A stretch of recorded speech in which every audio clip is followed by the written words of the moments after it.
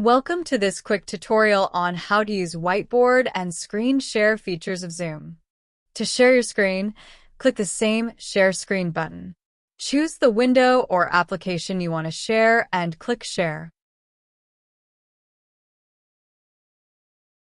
When you're done sharing your screen, click the red Stop Share button at the top of your screen.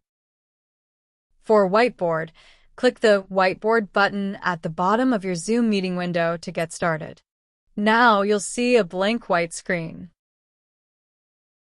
On the toolbar, you'll find tools like a pen, text, and shapes.